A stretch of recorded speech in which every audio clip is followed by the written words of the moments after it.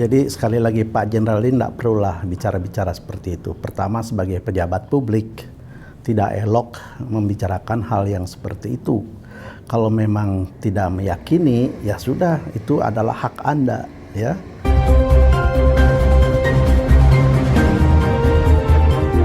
Welcome to your channel, Cross Cultural Institute, berdiri tegak di tengah.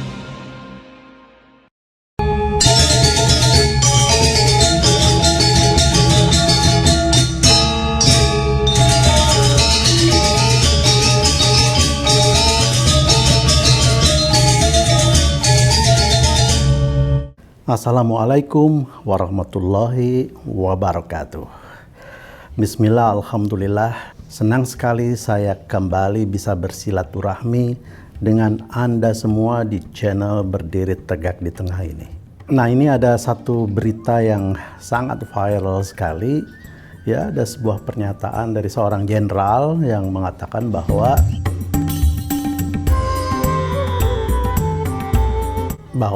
Tuhan bukan orang Arab, yang menjadi judul, yang menjadi headline berita seperti ini. Baik ya, terlepas apakah dia seorang jenderal atau bukan, pernyataan seperti itu menurut hemat saya lebih tinggi dari seorang kopral. Saya ingin berbagi tentang apa yang telah saya pelajari. Evolusi Tuhan yang ada di dalam pikiran manusia, ya. Jadi supaya tidak salah paham, saya ingin jelaskan ya, bahwa mengapa saya mengatakan evolusi Tuhan yang ada dalam pikiran manusia. Sebab Tuhan yang ada di dalam pikiran kita itu berevolusi ya, sesuai dengan input yang masuk kepada otak kita dari berbagai sumber. Waktu kita masih kecil, Tuhan itu seperti A, ya. Kemudian beranjak pada dewasa, Tuhan itu menjadi seperti A1, A2, A3, sampai seperti sekarang. Nah, itu yang saya maksud ya. Jadi awalnya manusia mengenal Tuhan itu karena ada rasa takut dan rasa penasaran apa yang dilihat di sekitar, di sekeliling kehidupan mereka.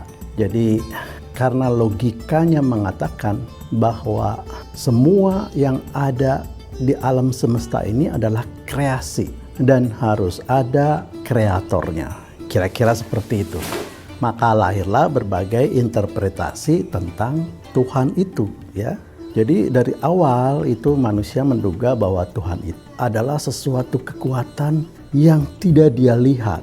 Awalnya ini ketika ada orang yang sedang kesurupan, pada saat itu manusia tidak mengerti apa yang terjadi. Kemudian ada gempa bumi, kemudian ada lightning, halilintar, ya, halilintar dan seterusnya.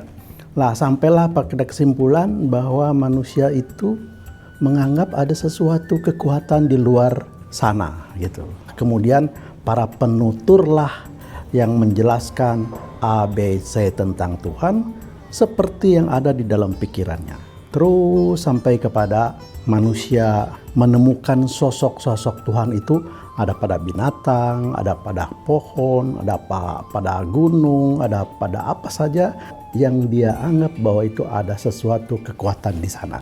Bahkan pada satu kurun tertentu di antara manusia yang meyakini misalnya kalau kuda itu adalah Tuhan manusia dan gajah itu Tuhan manusia, maka yang meyakini kuda sebagai Tuhannya dan yang meyakini gajah sebagai Tuhannya berperang kemudian mencari tahu siapa yang menang, dianggap itulah Tuhan yang benar.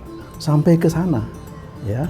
Nah, ujung cerita sampailah pada era Nabi Ibrahim. Nabi Ibrahimlah yang pertama kali memperkenalkan sosok Tuhan sebagai Tuhan yang satu. Jadi Tuhan-Tuhan yang diyakini oleh manusia-manusia tadi di dalam peradaban manusia-manusia tadi yang disebut dengan Elo. Jadi banyak Elo ya, sesuai dengan peradabannya diyakini sebagai Tuhan. Nah, kemudian Nabi Ibrahim menyatukan Elo itu menjadi Elohim yang kemudian Di ujungnya kita mengenal dengan kata Allah. Ya, nah ini saya koreksi itu siapa? Ustadz Sakur ya, bahwa yang memperkenalkan lafzul jalalah itu adalah Nabi Ibrahim alaihissalam. Ciri dari agama samawat adalah tauhid, ya, Tuhan yang satu, monoteisme. Nah, jadi Nabi Ibrahim itulah yang menyatukan Elo itu menjadi Elohim. Nah, kemudian di ujung Nabi Muhammad menjelaskan la ilaha illallah. Tidak ada ilah-ilah, tidak ada eloh-eloh kecuali Allah, kecuali Elohim. Nah, itulah tauhid umat Islam yang meyakini bahwa Allah itu adalah nama zat yang maha pencipta ini. Jadi keliru kalau Tuhan itu orang Arab, atau kalau Tuhan itu dikatakan sebagai orang Arab, atau Tuhan orang Arab itu tidak sama dengan Tuhan orang Indonesia atau Tuhan agama-agama lain, ya. Sepanjang itu kemudian disebut sebagai agama samawat, maka Tuhannya Allah. Tuhan itu adalah zat yang maha pencipta, yang menguasai alam semesta ini. Itu menurut evolusi Tuhan di dalam pikiran manusia. Jadi sekali lagi Pak Jenderal ini tidak perlulah bicara-bicara seperti itu. Pertama, sebagai pejabat publik tidak elok membicarakan hal yang seperti itu. Kalau memang tidak meyakini, ya sudah, itu adalah hak Anda, ya. Jangan kemudian mencaci maki keyakinan orang lain dengan ukuran dirinya sendiri, ya. Jangan kemudian mencaci maki keyakinan orang lain dengan keyakinan yang ada pada diri sendiri. Itu tidak benar. Nah, kemudian kita bertanya, siapa sih Tuhan bangsa Indonesia atau orang Indonesia?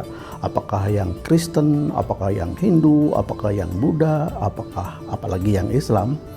Itu secara konstitusi tertulis di dalam preambul, yaitu ketuhanan yang Maha Esa.